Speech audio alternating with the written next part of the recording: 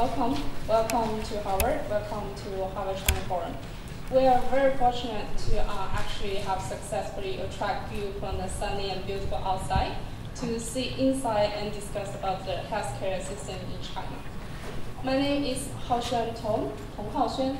I'm a grad student over in Harvard Medical School, and I'm also the panel leader of the healthcare panel this year, which will be focusing on the grooming healthcare business in China. First of all, it's my great honor to introduce our first speaker and moderator today, Dr. Rui Yuan. So Rui actually impressed me deeply yesterday when I first saw her as a very successful, charming, and beautiful lady. So Rui studied her medical education from Shanghai First Medical School. Then she got a PhD from UCSF. She also has a MBA degree from Switzerland. Rui has extensive experience in the pharmaceutical and healthcare industry. She worked with FDA and then Roche for 11 years. Rui is now the CEO of Shanghai Biomass Pharmaceutical, which is aiming to be the biggest monoclonal antibody production, manufacturing, and also commercializing company in China. Without further ado, let's welcome Rui.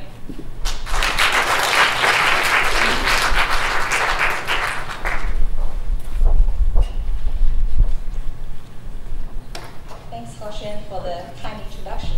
It's hard to live up to that standard, so I will try in the next half an hour or so.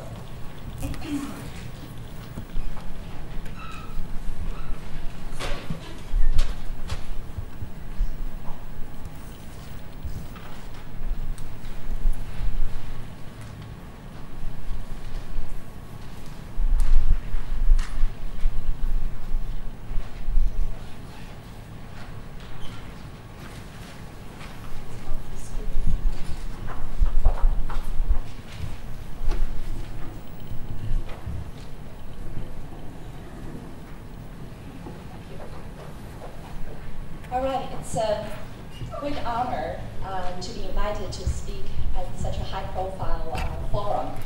And the topic of the forum is to look at the impact of the recent healthcare reform on various aspects of the industry, as well as healthcare systems, different styles of healthcare systems in China.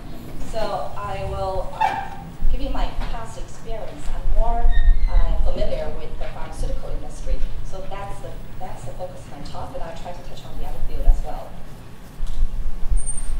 So this is the agenda of my talk, and I try to give an overview of the healthcare market in China, and some of you know that very well, better than me probably, and I'll put a lot of emphasis on the impact it may give to the Chinese pharma industry.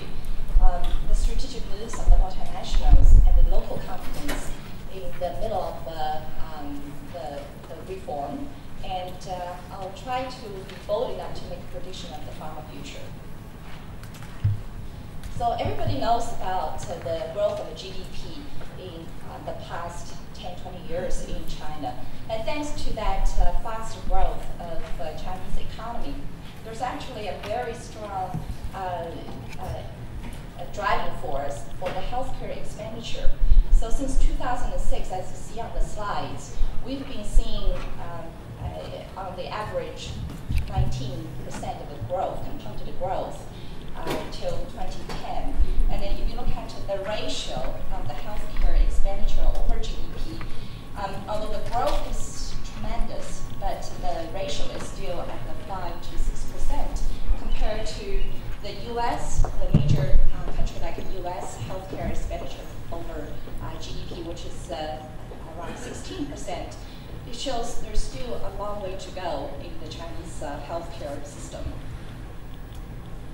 This fast growth is mainly driven by different aspects of along the healthcare value chain. So if we look at the pharmaceuticals in China, most of the pharmaceuticals in China are manufacturing based. So I use that as an example.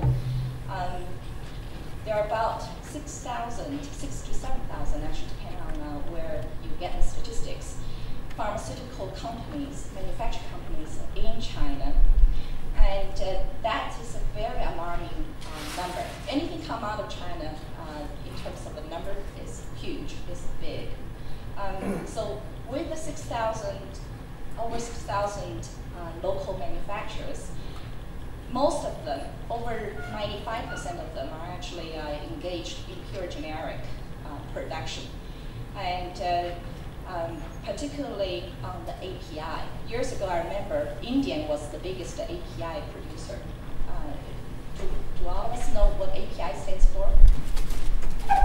It's active pharmaceutical ingredients. So when you take the medicine, there's only a portion of that tablet or capsule is active.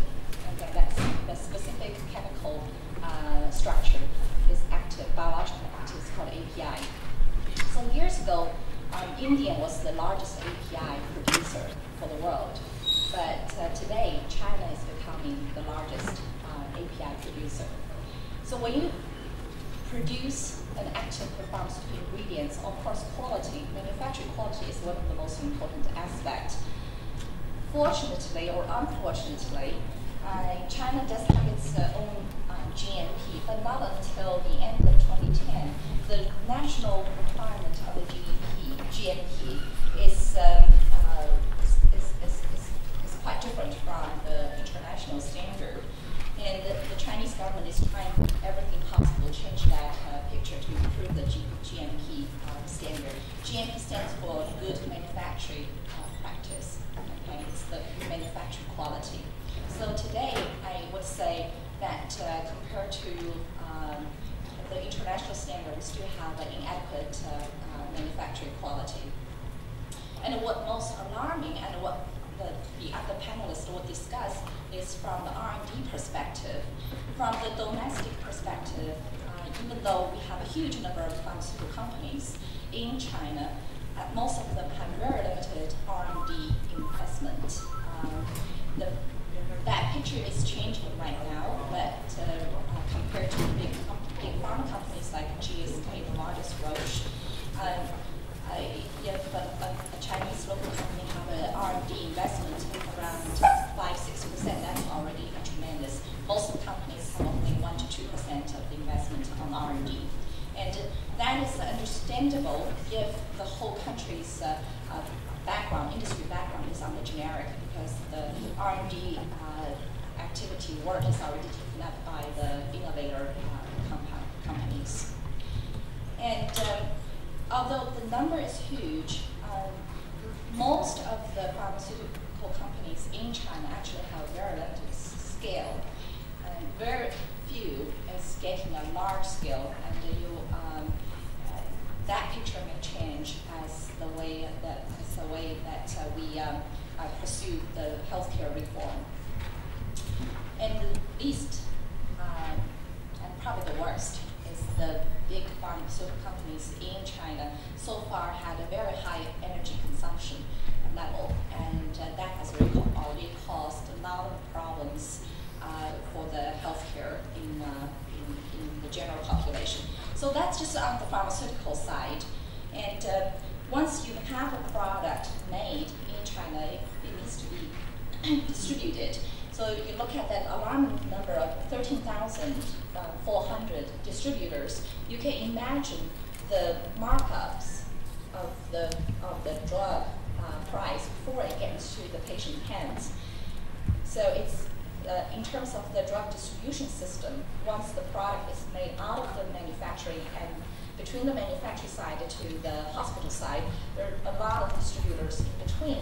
And that is such a fragmented world that speaks for the high price in the hand of when it faced to the patient.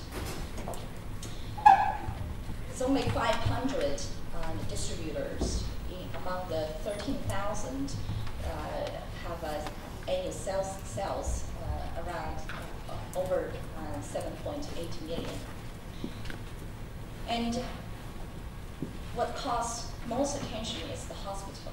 Right now, there are about 20,000 hospitals in China, and the hospital income heavily rely on the drug prescription, and that itself causes a huge problem, and is one of the reasons why there's such an intense relationship between the patients and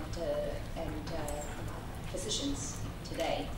80% of the hospitals are located in the major cities in a very condensed fashion, and they're far from being able to deliver the healthcare for the general population. So once the medicine reaches the hospital, who pays for it? If you look at China's basic medical insurance, right now 95% is taken care of by the government. There's a government set up the BMI, so large insurance. However, the level of reimbursement is very limited. It's on an annual couple hundred RMB basis. It's far from being adequate to ensure the cost when the person is ill. And there's a very immature private insurance landscape right now in the health industry. And if that picture is not gloomy enough, it will get worse in the future because of the fast-growing aging population in China. This picture shows that in 1995, there's 18% of the population aged 50 years old and beyond in China. But by 2025, 37% will be aged 50 years old and beyond. And by our current standard of definition of elderly, which is 65 and beyond, poor mortality in the urban population, we're talking about malignant tumor, cardiovascular, cerebral vascular, respiratory disease, which is very similar to the so-called Western pattern. Years ago, when I first went to China in 2007, I remember seeing the IMS data. The rural area is a very different picture from the urban population. But surprisingly today, the rural area is very similar. The top 3 diseases in the rural area is the same as the urban area now. The top 4 incidents in the urban population are hypertension, cardiovascular, diabetes, and cerebrovascular. So these shows, on one hand, the gloomy picture of the healthcare system, and on the other hand, it actually poses the opportunity that we all need to think about of the future drug development. So to combat with the enormous number that I just presented, enormous issue in the healthcare system, in 2009, Chinese government started proposed the new healthcare reform. Actually, healthcare reform is not new in China. The government actually started the healthcare reform in 1980 already, but none of them have been effective. So this new version of healthcare reform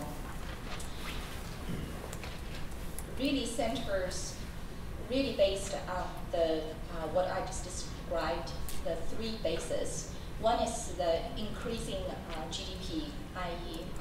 Disposable income, and the increased awareness and demand on the disease control, and the growing and aging population, and urbanization, fast urbanization, which itself imposes a great issue. So we have the opportunity, we have the money, we have the needs. So the government set the future health reform based on 5 pillars. One is the basic healthcare service. The other is the basic medical insurance system, an essential drug system, equitable public health service, and public hospital reform. I'm not going to the detail of each pillar, but all of it points to the direction that the government is determined to develop affordable drug and medical service to all citizens in 2020. what does it mean to the industry? With the support of this healthcare reform and the dollars associated with it, by the way, the government actually allocated 50 billion RMB to support the healthcare reform. With that amount of money and the direction, in the future, this is what I think will be the opportunities. Will be large volumes of drugs that's needed, particularly in the primary care sector. And there will be a huge need on the medical device and the generics, particularly at the mid to low price, to enable the healthcare support for the rural areas. There will be a huge need on the preventive products, for example, diagnostics and vaccine. And we need efficient distribution network to distribute the drug without imposing additional markups. And there's a huge opportunity for the private clinics and hospitals and commercial insurance to take place to improve the healthcare system in China. And of course, private capital investment. Okay. So the panelists behind me, they're going to discuss some of those elements in China in the future, in the next in the next hour. In addition to the healthcare reform, in 2011, actually, China also put out the national 12 5-year plan. And the 12 5-year plan mainly centered on the direction to upgrade China's R&D capability, to increase the quality even at the cost of quantity, and to promote the sustainable and environmental friendly activities. And when it translates into the pharma biotech industry, we can see that $40 billion RMB was put aside to encourage specifically for the biologic development. And I know most of the biological development these days evolving very fast with the biosimilar, particularly in the antibody area, which is the most challenging and complicated biologics to make. And the country is set to develop 30 innovators by 2015 and increase the export. In order to increase the export, we need a better manufacturing quality, of course, and efficient distribution, and better energy and water conservation. It is said that by every year we need the energy and water conservation needs to reach 20–30% respectively by 2015. So to support that direction, the government actually already set up 43 so-called GLP labs, good laboratory practice labs, to support the R&D activities, new product development activities, and the 20 bio valleys. Almost in each province, you'll see a bio valley created. So there's these great opportunities. What does the multinational company do to grasp the business opportunities and the government support? If you look at the movement of the multinationals in China, in the early 80s, start from early 80s, the multinationals established a presence in China often as a joint venture, as required by the regulation then. And in the early 2000s, the multinationals started to allocate certain function activity, R&D function, as a source of service in China for global. And we start to see the surge of CRO companies like WuXi Pharmatech and ChemPartner, as well as Bioduro, that Mr. John Otto will talk about in his previous experience in China. And those are in China for global. In 2007, we start to see multinationals develop integrated development center, product development center in China for China.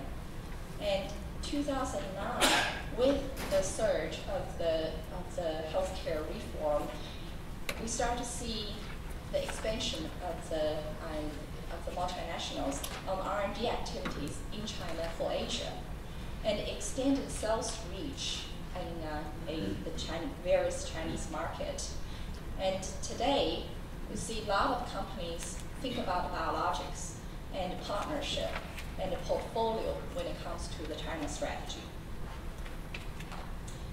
And what does the local company do? Obviously, in order to live up to the China government requirements of upgrade manufacturing capability, most of the companies are doing upgrading their manufacturing quality right now. And up to the end of last year, 154 companies have already received the new GMP certification. And by the way, the new GMP certification is very close to the European standard GMP requirements. And 20 companies passed the FDA and the EMEA inspection already. And these companies are poised to go international. In addition to the manufacturing side, the leading pharmaceutical companies in China are looking at the branded generics and try to increase the R&D investment to grasp the opportunity to develop innovative products. In addition, recently, as recent as 2011, we see a burst of collaborations between the multinationals and the local companies. For the multinationals, collaborating with the local company is a great opportunity to adding on the new pipeline and testing the different R&D models, because as we all know, in the West, our current big pharma R&D model is not working. And for the Chinese company, through the collaboration, they can fast enhancing their own R&D capabilities, learning the international standard, and potentially reaching the international market. Okay. So I will not go into the detail about the features and advantage of the multinational and the local companies in this time of the years. We can put that in the panel discussion. But I just want to say that if there's any prediction of the pharma's future, in the past 10 years, what we've seen is intense exchange between the East and the West. So you see a lot of Westerners going to the East or returnees going back home to bring the international standard and practice in China. We also start to see the Chinese company going west by different ways and forms. And that frequent traveling in the future is going to translate it into what we would call a flat world. So this is my prediction. The pharmaceutical world in the future is going flat. And with that, thank you very much for your attention.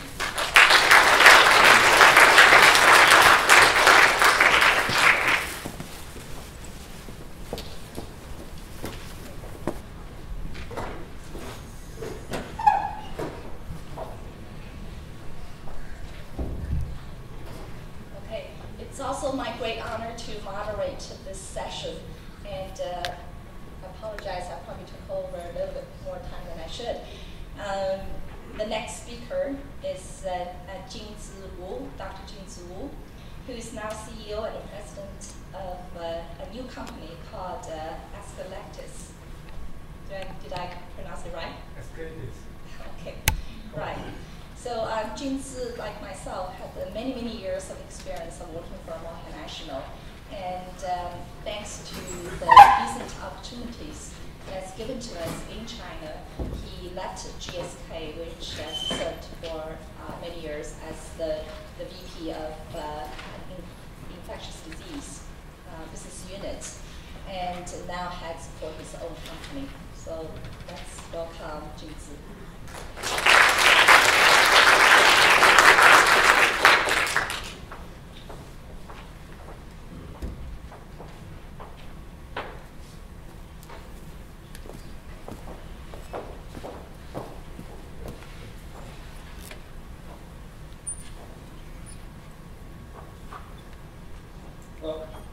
thank you very much for the introduction. And you just talk about the opportunity in China and big picture. So I would like to kind of follow on your discussion, give people here some ideas. If you want to be entrepreneurs in China, how you can set up your company and challenges and opportunities. So as Ray mentioned, I was vice president for global HIV drug discovery at GSK until February 2011, and I decided to get in with everybody, take this ride in China. So I've been in China full-time for more than a year. I have learned a lot of things I want to share with you. Even before I decided to found my own company, I've been with GSK and other companies. I've been in and out of China for years. So just a quick overview about who we are. So the company was founded about a year ago, March 2011. We have 2 operational sites.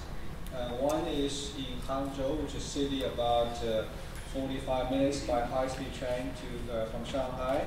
And another site is in Research, Triangle Park, RTP. So we were quite fortunate to raise reasonable money, Series A financing, $100 million with $50 million as a first tranche.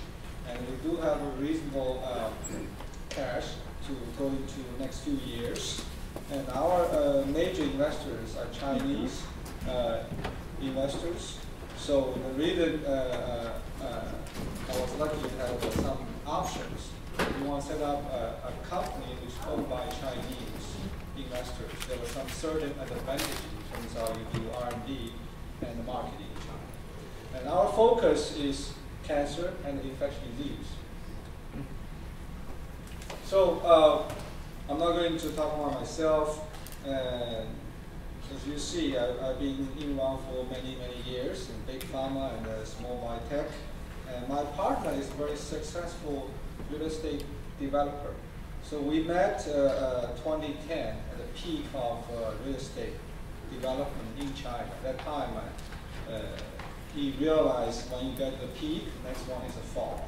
So he's really excited about getting to other areas other than real estate. So that's the reason we work together, found SKH. And there's some news about our company and the Forbes and USA Today others when we made an announcement of our financing. And there also some media report. One thing I would like to point out here is, okay, here I was a panelist at Bio last year.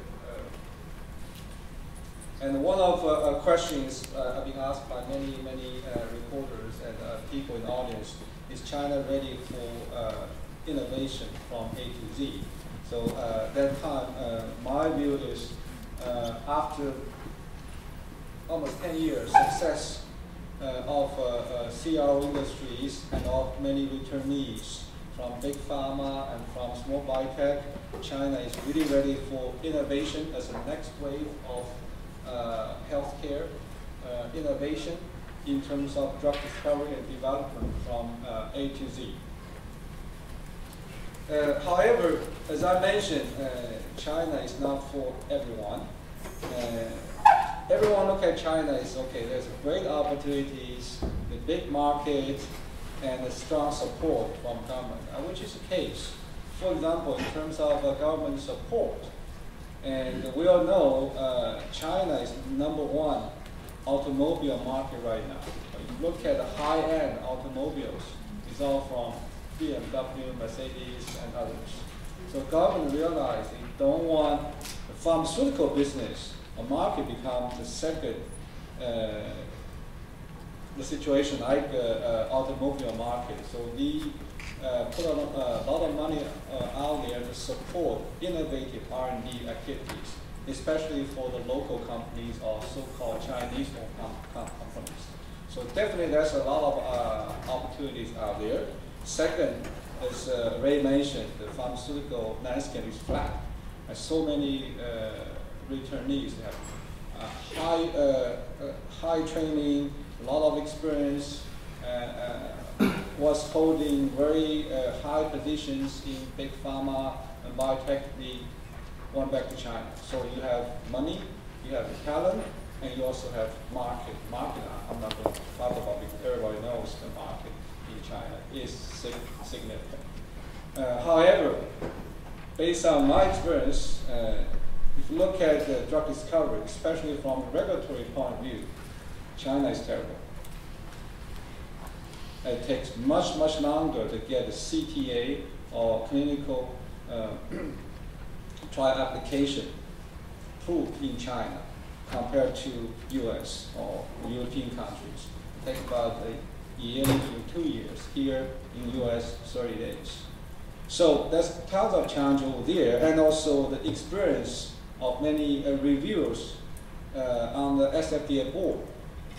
There's no comparison with reviews we have here. So basically, you really have to adapt to the new situation. So whatever you learn in the Western world, you have to adapt in the Chinese situation, be patient, and try to tell them what you would like to do and why you want to develop this drug. So I think that's one thing. Then another thing is all the investors in China, even here in US, we do not have a lot of patience. For example, in the real estate business or in the manufacturing business, they all have this quick return.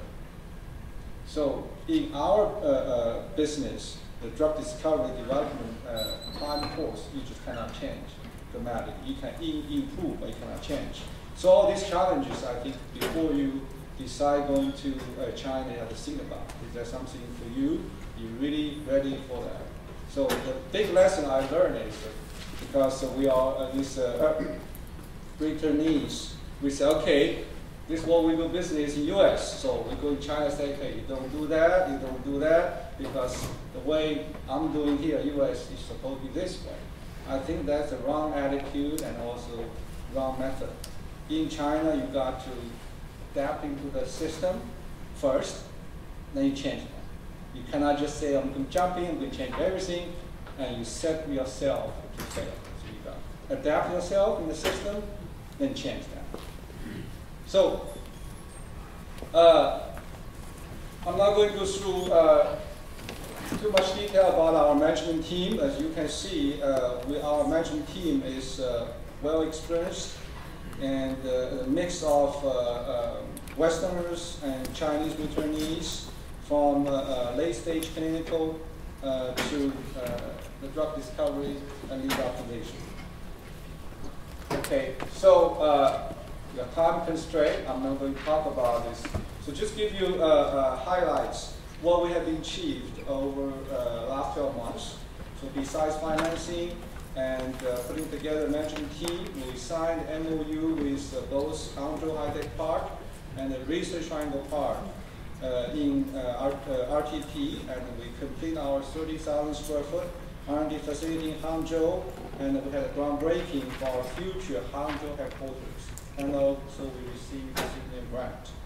So I'm not going to talk about this in detail, just give you some ideas about our future Hangzhou headquarters. We acquired 33 Chinese acres.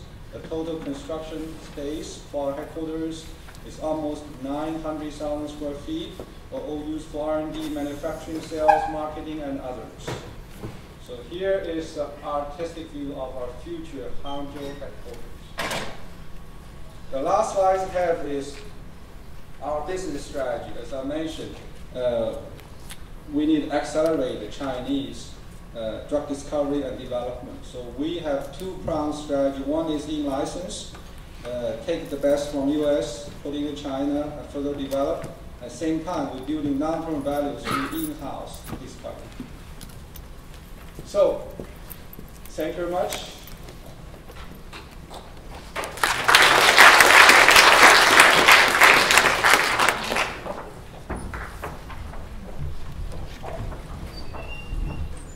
Junzi.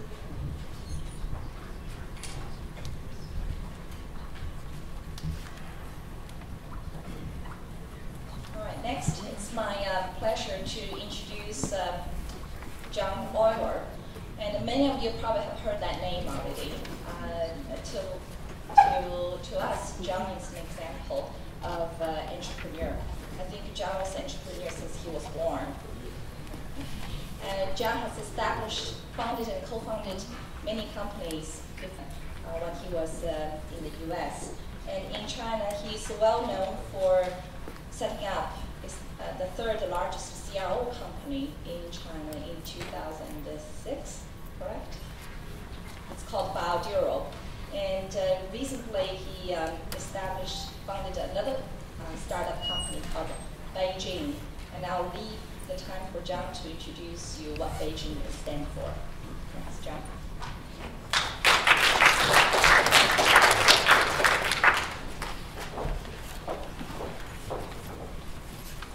Thank you. It's a pleasure to be here. I'm just going to talk a little bit about what's possible today in China. And of course, I'm not Chinese, and actually I'm not a PhD scientist, and I'm not a practicing physician. So one might wonder why I'm starting a company in China and what I'm doing. I think my big message would be there's a lot of people right now that will say it's too early, it's too hard to be innovative, life sciences is a tough field, it's too hard to be successful. The reality is if you take excellent people full of passion and build a great team together, you can do almost anything. And that's something that I think is happening in a number of organizations today in China. In life sciences and out of life sciences, and I think that what WuXi has done is transformative and amazing, and what we and other companies are doing now is very similar. It's remarkable what you can achieve. So this is a little example of what our company is doing and has put together. If I can flip the slides, there we go. So our goal is to be one of the leading life sciences companies in China. If you can be an industry leader, one of the leading companies, you're always very well supported. It's a good thing. The second thing is we're trying to be a partner of choice for pharmaceutical companies. Right now, there's a lot of pressure on pharmaceutical companies. There's a lot of projects they have that are well along the way in the clinic right now that they're willing to partner. And we're a company that is trying to be a good partner for them in that area. Secondly, we're well on the way to doing this. We have a team that's over 150 people. We have a pipeline that's in place, and we're building a great business which really can grow and be highly scalable. And I've realized I can't see what's on these slides because my eyes are bad, and I can't see up there. So we have an exceptional team in China and Asia, and that's important to be a leader. Everything in building a company, a great company, is about a team. Most importantly is my partner, Wang Xiaodong. He is a very high-quality scientist. He's a very high-quality man, and someone that is, mentored by Mike Brown and Joe Goldstein at UT Southwestern, the Nobel laureates in cholesterol, and essentially went back 7 years ago and helped build the National Institute of Biological Sciences in China. He's a wonderful man and founder of our company and really our spearhead. From an industry perspective, my partner Peter Ho formerly ran all of Johnson & Johnson's global oncology clinical trials, and prior to that at GSK ran all of research and early development, phase 1, phase 2 for oncology. Of course, we have a number of very talented people in our organization, and I think over a quarter of the team has worked or PhD or postdoc here in the United States or Europe. And we have a beautiful facility that's right across the street from the National Institute of Biological Sciences, so we can attend their lectures and collaborate easily. We're validated as a company in the eyes of folks, I think, in the industry and in China, because we've done huge deals with Merck and with Johnson & Johnson, both led by Peter Kim, the head of Merck Research and Development, and of course at Johnson & Johnson by Paul Stoffels, the head of the pharmaceutical business. And we have a strong pipeline today which is in place. That's a good thing to have and a good thing to do. And lastly, we are doing a lot of work with primary tissue in collaboration with local hospitals, trying to understand better Chinese and Asian cancer. So that's what we're trying to do in China and to be a China leader. But what's the opportunity? How do you get a jump start on this? One way to do it is to be a partner of choice. There is a once-in-a-lifetime opportunity today. There's a buyer's market to in-license from pharmaceutical companies phase 1, phase 2 clinical assets, especially in oncology. Why? There's tremendous P&L pressure on pharmaceutical companies. That pressure is pushing them to focus their resources on phase 3 assets. When they do that, they're reducing their expenditure on phase 1 and phase 2 assets. These become available to be out-licensed. And if they don't out-license them quickly, they're like a beautiful ripe piece of fruit. They rot quickly because their patent life expires. There's examples of companies, actually Tesaro, one of these examples is here in Boston, but these are examples of other companies that have in-licensed oncology assets. Clovis is public. They've in-licensed 3 assets. They haven't reported any results yet, and they're public, trading at a value of over $550 million US. They've packaged assets from pharma, done 3 deals, and been able to take that public, capturing a lot of value. Puma is another example. It's the former Cougar team that's in-licensed 1 asset, and Tesaro just filed their S1 and is a Boston company that will be public shortly. The main point is deals are being done today if you have a great development team that can in-license these assets, where you can do a deal and capture $100 million in value into your company, which is a great jump start to help you get a company that will be sustainable and can access capital, not just from venture capitalists, not just from pharmaceutical companies, but from the public market. So we're building a company not only to be the leader in China, but to take advantage of this opportunity. And there is an ability to complete deals. There's tens of assets available in oncology. Hopefully Jinzi will license some in. We're licensing some in. There's some other companies in China that are doing similar. It's a big opportunity. And these are companies that on the public market, you can see a value of the deals being done of roughly $100 million an asset. Oh, wow. This isn't the next slide, but in terms of our team, how's our team done? Our team is basically an organization that has been involved in approving drugs. These are oncology drugs that our development team, has been involved in putting together, and some non-oncology drugs too. In terms of our strategy, our strategy is just to keep moving, solidify our position as a China leader, in-license as much as we can, and run through this. It's not to be a manufacturing organization, a sales organization, just a great R&D organization. Be able to handle about 5 clinical trial assets and access public markets quickly to raise more cash to do more R&D. And there is a unique platform here. You can access the clinical trial, the market of China, the primary tissue of China, and the cost structure of China, which is a big advantage. And of course, there is the ability to access non-dilutive government funding. Jinzi's mentioned that his organization's received some of this, so has mine, and it's a great thing that China is supportive of this industry. So from a team perspective, we have a pretty nice team. This is Xiaodong. Xiaodong's the attractive man on this slide, and I've mentioned his background. Peter is just really, I think, probably one of the top 5 oncology clinicians from industry in the world, and has seen more oncology clinical trial programs than almost anyone. Has worked 20 years in the industry, and he's a wonderful person.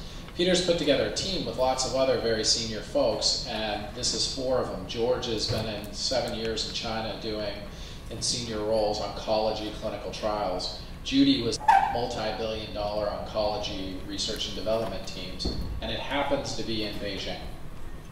It's pretty incredible that it's in Beijing. From a research perspective, the team's not too shabby either. It's a bunch of individuals from great universities. Lusan, who's on the left, is from Harvard, so I did my credit, is from Chris Walsh's lab, and wonderful person, but broad group of folks here. This is our headquarters. It's a beautiful building. In terms of the opportunity, it's also great to have a pipeline. This is our pipeline of assets today. We have things in clinical trials in phase 3 and phase 2, and some things that we've developed from scratch that are about to enter the clinic. the bottom line around stuff is, for our assets, we have 2 great assets. One of them is being developed in melanoma in phase 3 and also in phase 2. It has a 50% probability of being an approved drug. That's a rare situation for a company like us that's early in its life. Why are people excited about what we're doing? This is the clinical data from the phase 2. Basically, if you look on the left-hand side, it shows the approved drug ipilimumab, which is currently forecast to do $1.7 billion a year in sales. And it shows that the median overall survival went 9 to 11 months. The phase 2 data for our asset goes 8 to 15. So that's why people are excited. And in terms of our company, this is where we are today. We're not very old. We're less than 2 years old. We've been able to put this together. And we're on a path, if we can push forward in this direction, to IPO next year before we report any clinical results, and raise additional money and continue to in-license and push through more assets. And basically the goal is to build not a little company that gets sold, but to build a true industry leader, a great company like Genentech in Beijing, in China, for Asia, and for the rest of the world, and we think we're well on the way to doing that. And the last slide that I'll leave you with is just some quick thoughts from my perspective on China. And I'll just say, you ask about innovation, who's the most innovative person of the year this year in drug discovery? It's a Chinese woman who has invented the ALK inhibitor that was just approved. And if you look at, who's the inventor of Sutent and other drugs, it's, again, a Chinese inventor. And if you look at the inventor of the year in 2 HIV drugs, again, it's a Chinese inventor. When people talk about can there be innovation in China, honestly, I find it insulting. There's already innovation. It's coming from people who are Chinese. Whether they're here or whether they're there, that's a different question. How many cell papers has Xiaodong's Institute published this year? Well, there's only 3 out. They have 3 papers. So in terms of research, it's doubling in size. In terms of the most influential company in the industry in the last 10 years that's transformed it, it's WuXi. And if you ask me, where's the next great biotech hubs in the world? They center around universities. It's not an accident that biotech sits between Harvard and MIT. They're going to be sitting in Beijing and Shanghai because that is where the best research institutions in the world are already today, and where the research institutes are doubling their budgets. So that's my opinion, the last one. The rest are facts. Anyway, thank you for inviting me. It's a pleasure to be here.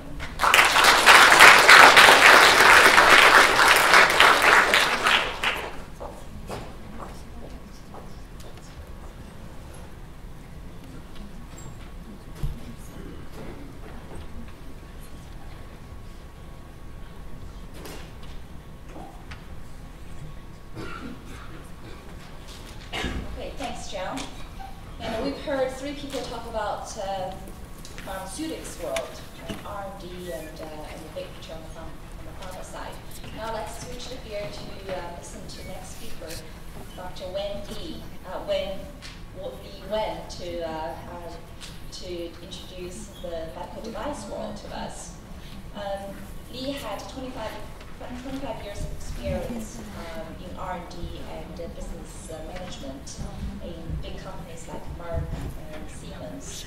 And he has a tremendous international business and as well as management experiences. So let's welcome Li.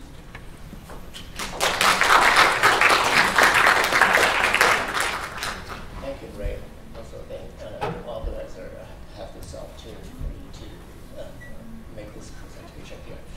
I come from Mindray. Mindray is the largest medical device company in China. Mindray in Chinese, Mindray. Headquartered in Shenzhen. Right now it's about over somewhere between 6,000 and 7,000 people worldwide employed. It's a public company traded in New York Stock Exchange. That's 2006 became public. The company started in 1991, so now it's the 21st year for the company right now. Become profitable in the year 1, so never ever negative. Because it's a public company, I was asked to make a disclaimer. Whatever I say here only represent myself, not necessarily about the company's opinion. So, Ray already gave a big picture about the healthcare system in China already, so I will skip most of the part of it. I just want to point out that there are lots of medical device manufacturers in China, but most of them are very small. Mindray is the biggest. If you add next 3 together, probably it's similar to the size of Mindray. So last year revenue is $880 million US worldwide. 10% of that revenue reinvest into R&D. That has been from the year 1, 10% every year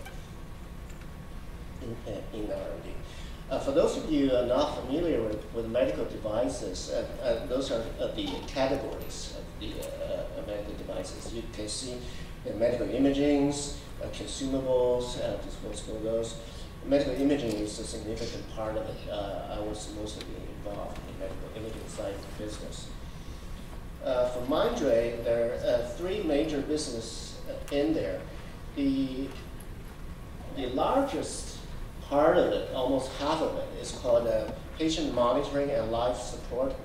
It includes the device in ER, OR, and those places. And then medical imaging is about 1/4, and then the in vitro diagnosis. The revenue of the 880 million, less than half come from inside China. The rest of them come from the rest of the world, over 120 different countries. Here are some pictures for the patient monitoring and life support systems. And this part of the business right now in the world ranked number 3 from revenue point of view. Number 1 is GE, number 2 is Philips, number 3 is Mindray. In vitro diagnosis, those are hematology analyzers, biochemistry analyzers is 1/4 of the business. Medical imaging, ultrasound.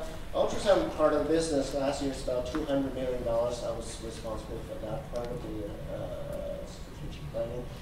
That is ranked about number 8 right now in the world after GE figures of those. But in some of the segment, the fastest growing segment in that business is called hand carry ultrasound. It's like a laptop computer. That part of business, Mindray is number 3 in the world. And there are other medical imaging systems from Mindray, include MR, digital radiology, digital X-ray machines, and those. Here is the growth rate for the last several years. You can see the compound annual growth rate is about 35% year after year. The situation in China is not a very even healthcare system. It's not quite even. Most of the advanced technologies and devices are concentrated on those big cities like Beijing, Tianjin, Shanghai, those places. If you get far away from those places, become much less covered in the healthcare sense. So I was asked to talk about opportunities. I think the opportunities lies at the 2 extremes of the situation because there's 2 very polarized situation. In the low end, even GE Medical, the regional president in Greater China area, said they go up the mountains or go down the villages. In Chinese word, 上山下山. That's what Chairman Mao said many years ago. So young generations go to those places because that's where the really need is. And in the high end, even though they're highly concentrated in those big cities, most of them come from import. The majority of part come from import. I will show you more of the pictures over there, especially the high-end products. Since we're in Harvard here, we're an educational institution, I was asked to talk about the academic industry. Lots of things has been done over there in China, but still a very small percentage of high-tech export come from the original development from China. The challenges for universities, I think, there's too much focus on test scores on those, but really not prepared the graduate students to meet the challenge in the modern industry, especially in their characters and their interests. For those in the industry, I think in China we're not lack of entrepreneurs.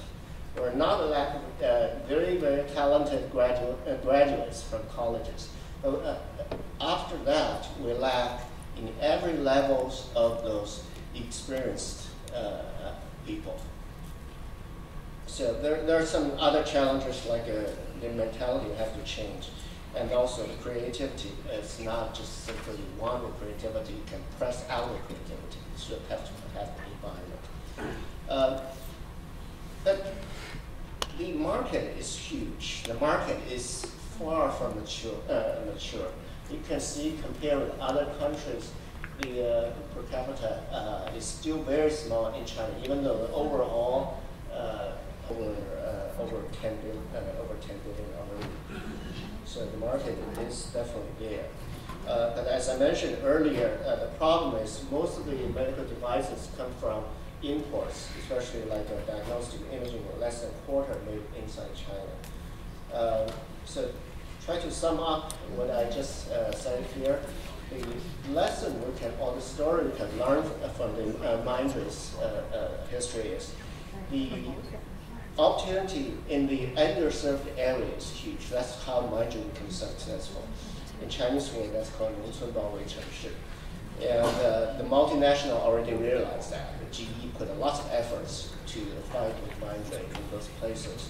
And people talk about innovations. Here I want to emphasize innovation, my opinion, is make impossible things possible. That's innovation. That's what in several very successful areas Mindray did, like hand-carrying ultrasound become number 3 because we did some things nobody thinks that time was possible. So for those that come from domestic companies, I think if you want to go to global, the challenge is in communication. The cost is very high. Also brand building. That's very expensive, have to do. So the Mindray's corporate vision is called healthcare within reach. That's what people in Mindray want to do. So it's a very rewarding when you see the product you build serve in those areas really have need. So I hope all of you in here sooner or later will involve in this vision, make healthcare within reach. Thank you very much.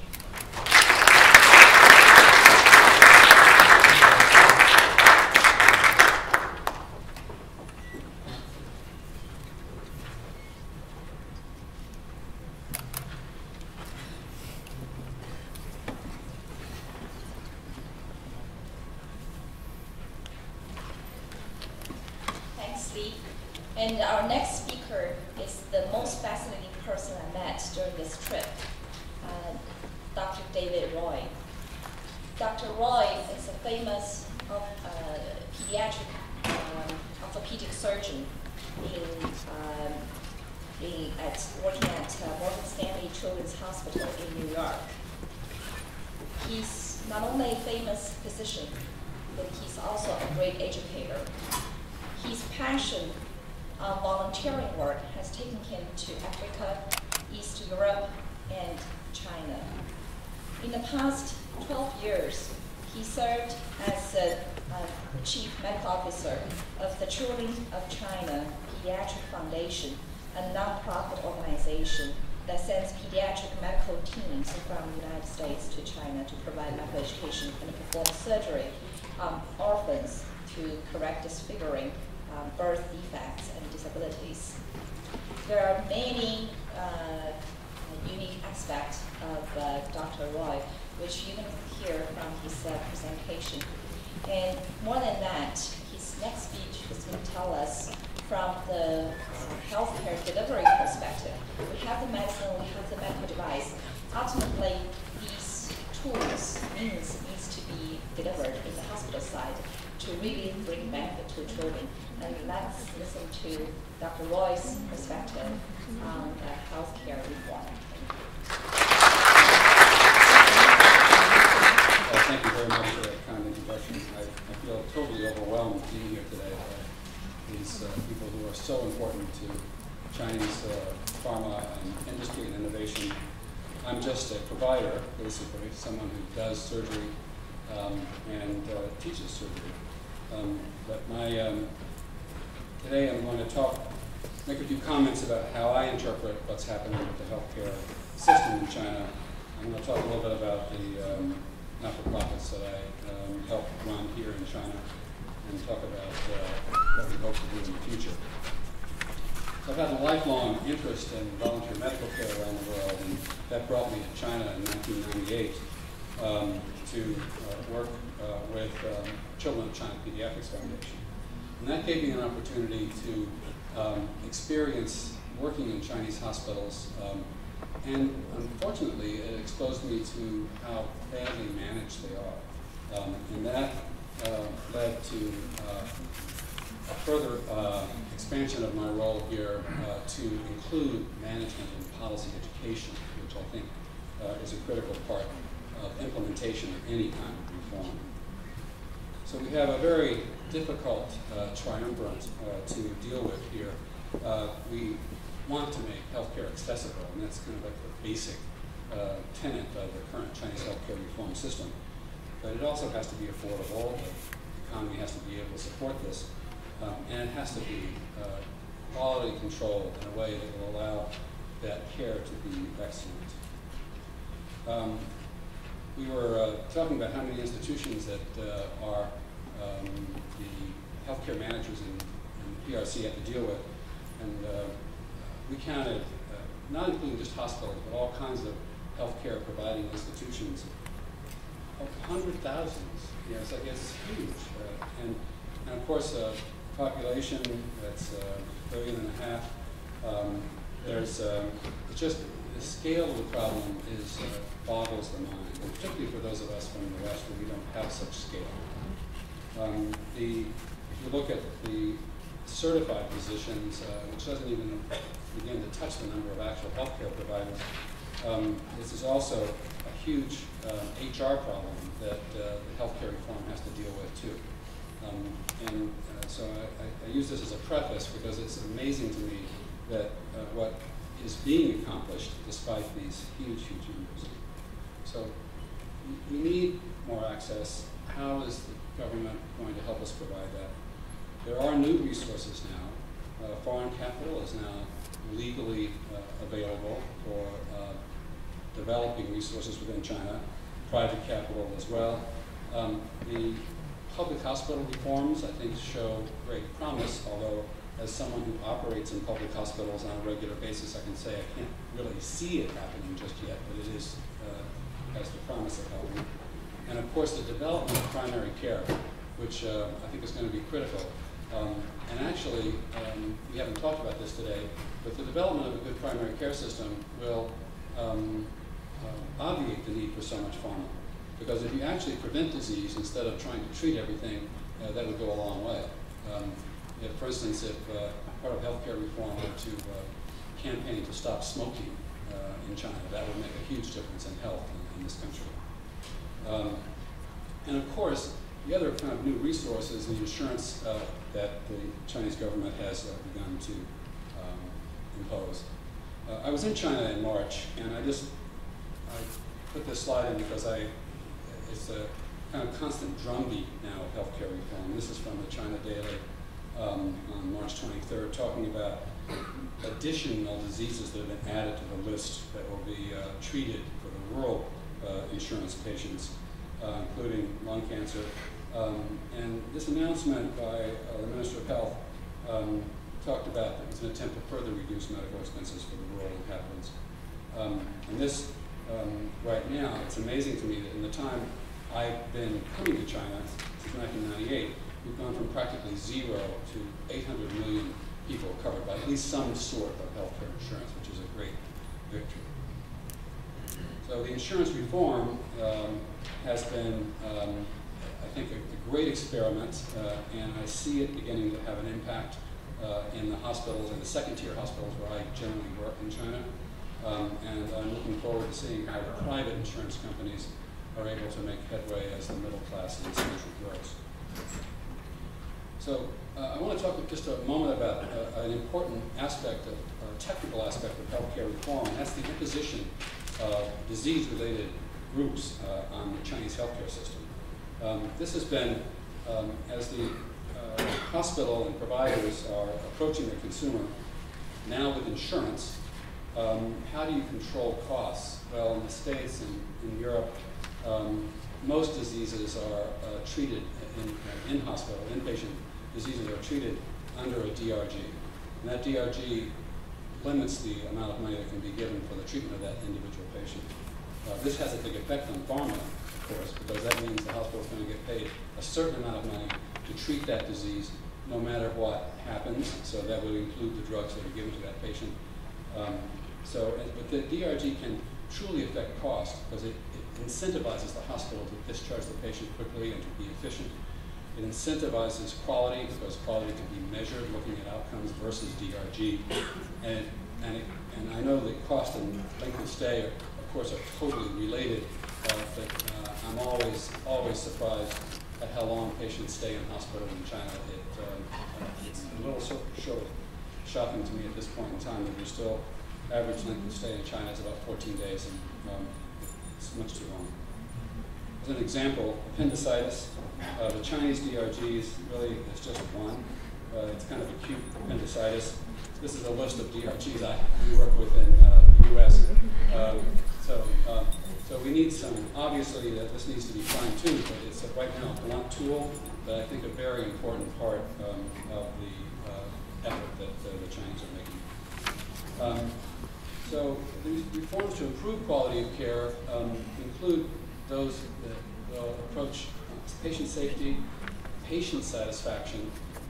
We've all read much too much in the newspapers about dissatisfied patients attacking their physicians, except for here in the last years and even this week.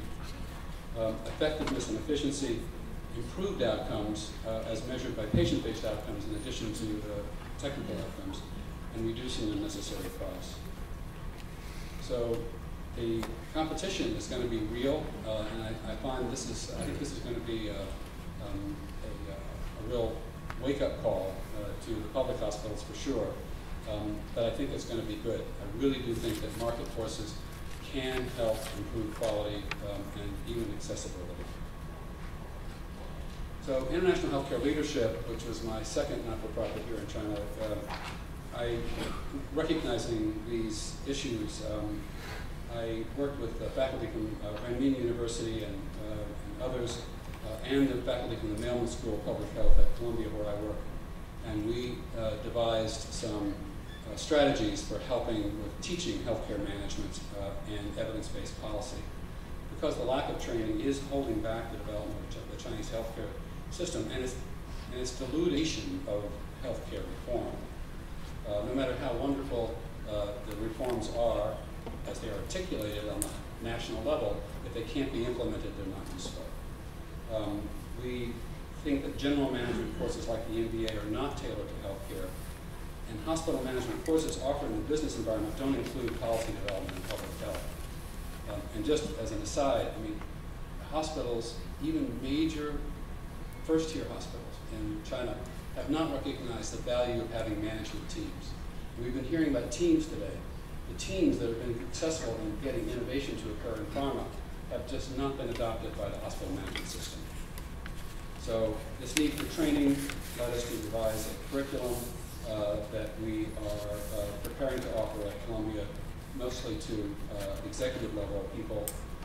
And in addition to that curriculum, we've also been providing symposia here in China, in Beijing so far, but we're looking to move out to actually this year in Chongqing for we just signed a bilateral agreement with them in the university to work on establishing a new school of public health there. We're going to start this summer with a seminar on resource allocation. So our future plan is to launch healthcare management training program with Chongqing, and to organize a symposium as we continue to do that on hot topics in the Chinese healthcare system, and to potentiate our alumni network to impact the implementation of healthcare reform in China. So as we face common concerns in our respective healthcare systems, we can share evidence-based knowledge and across countries to benefit everyone. Thank you very much.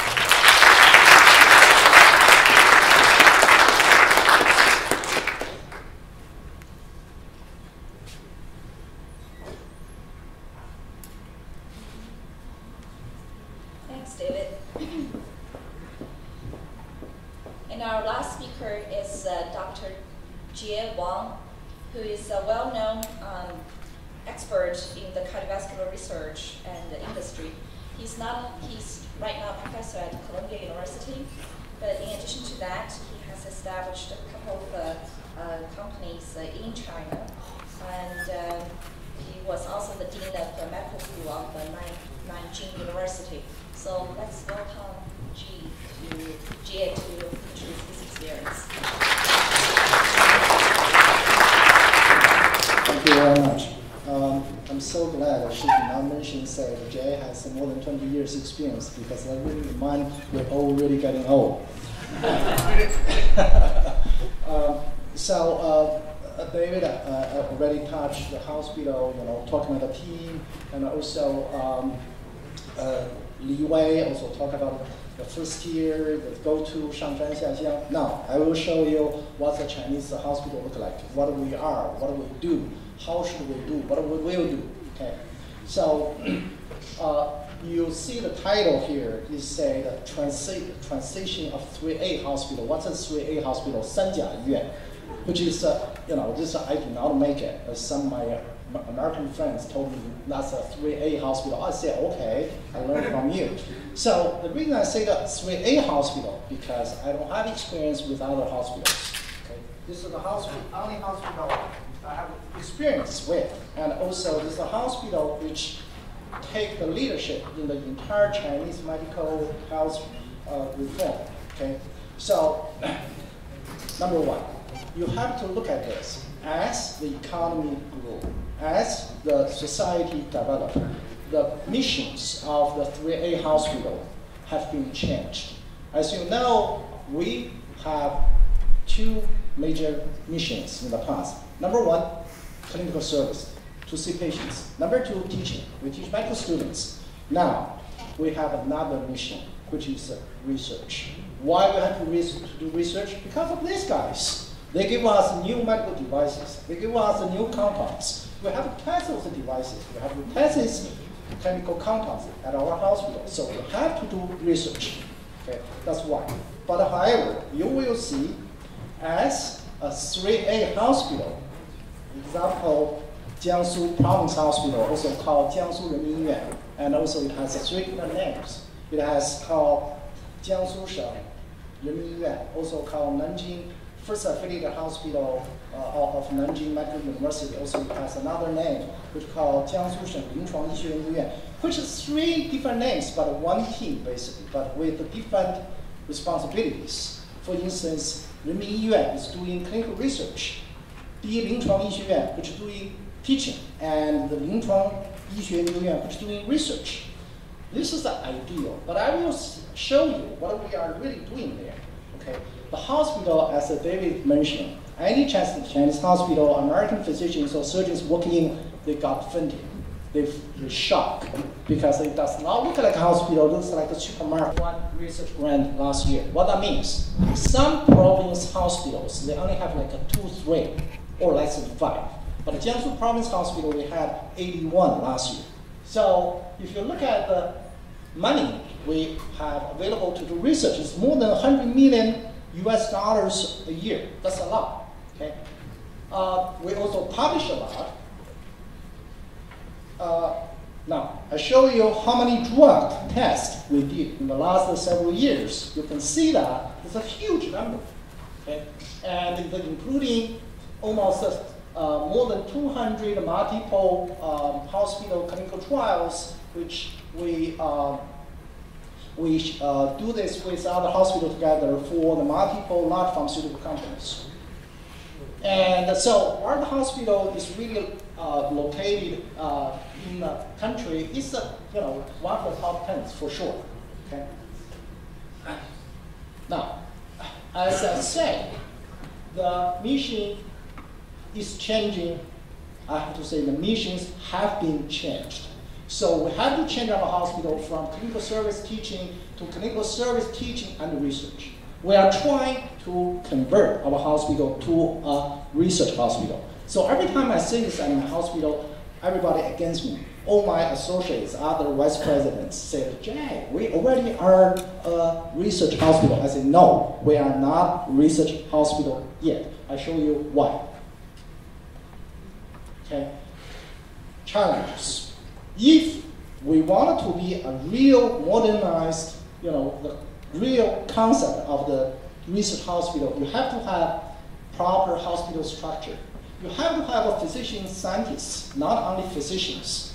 Okay? You have to have nursing practitioners. This concept is not exist in China yet.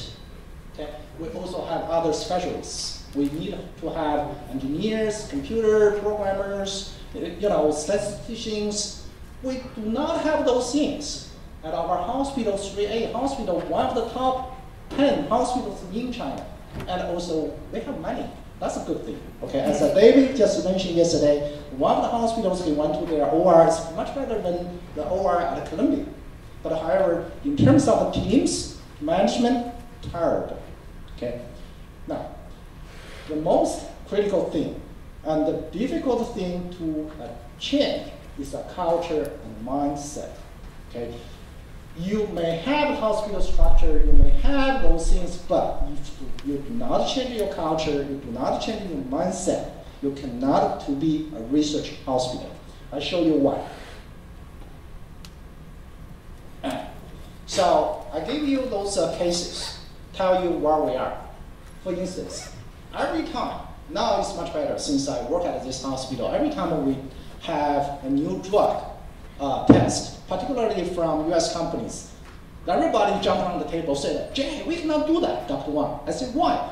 They said, they use us as a guinea pig. Why didn't you try this drug in their country? Why they come to our country to do this? I say, no. You know why they come to us to do this? Because if we have solid science, if we have a legal, proper regulation there, if we have very restricted protocol, if we have a professional team, it's not use us as a guinea pig. It's our prestige to do a drug trial.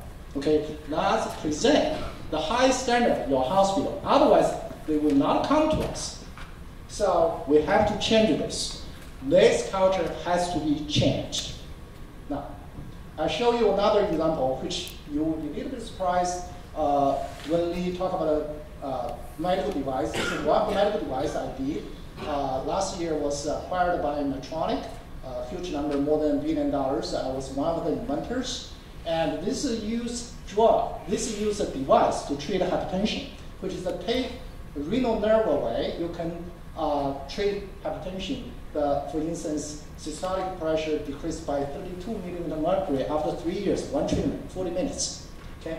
Now, I want to tell you the first 5 patients we did was in China.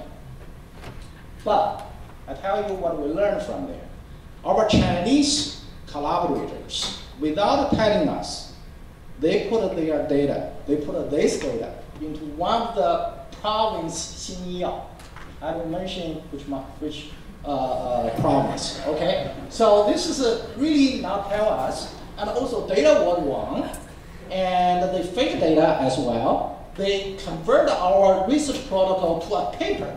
We said we are going to do 20 patients. We did 5, and then they fake the data from 5 patients to 20 patients. So once I told them, I said, look, you cannot do this. You are killing me. You are ruining my reputation among my American colleagues. They say, it's not a big deal. So what?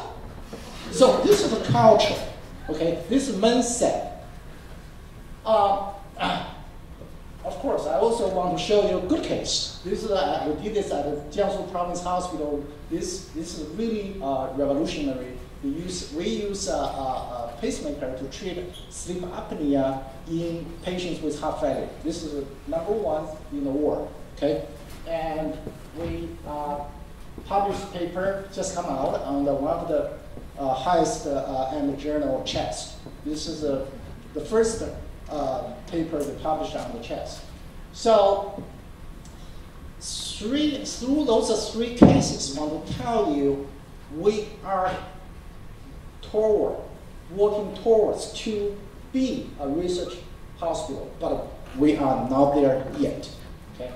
So in order to do this, change the hospital structure, build up a physician scientist team, build up a nursing team, and to set up or to create a culture or environment to be a research hospital, I think the physicians have to play a major role. But I have to tell you, as a Chinese hospital, particularly 3A hospital, unfortunately, in some sense, it's not a hospital. It's a part of the government.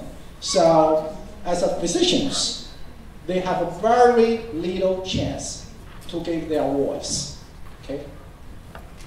So to complete the mission, we need to reorganize, okay? Once we talk about reorganize, particularly at a pharmaceutical company, you know that, meaning lay off people, okay? Yes, we needed to do that at our 3A hospital as well, okay? A lot of so-called management teams or members, they have to go, okay? But however, it's really depending upon the political reform as well. So without a political reform, the hospital healthcare reform almost become impossible, okay? And we have to change our education program. It has to be renewed. The system is so old. So we are training physicians. We are not training physician scientists, okay? A few years ago, 2002, at the time I was doing medical school in Nanjing University, I invited Dr. Roy give a talk there. That was the first time my medical students heard about evidence or case-based education or teaching. But however, evidence-based teaching, case-based teaching, that become the routine methods approach at U.S. medical universities or medical education. So the system is so old, but however, you cannot change it. You know why? Because 教育部 already tell you how to teach those students. You cannot change it. Okay, so it has to be changed. Now, the investment has to be efficient. Now it's not efficient. Okay, for instance, we can buy things from Mai-Rui, but now we have to buy things from Philip because the higher price, people may make more money between the transaction. Okay, now, so people always say, "Oh, our hospital has to be 国际化." Okay, I think this is really no. You cannot do that. I tell you why. Because I think that become a 毒药, a toxicity among our life. Because every time they want to bounce you back, they said, yeah, you have to be 符合中国国情. Okay, if they think they are already there, they say we already 国际化. So we have to cross this out. What I suggest here, we have to be professional. Because in Chinese, there's no such word in professional. Because a professional, including 3 at least meanings. Number 1, you have to be expert. You have to be best for what you do. Number 2, you have to be the highest ethical standard. Number 3, you have to be very serious. Okay? We do not have that yet. Okay? So in order to do that, this is something I think we can start from there. And finally, as I said, can we catch the opportunities? The answer is yes, but we have to do those things, and otherwise we will miss those opportunities. Thank you very much.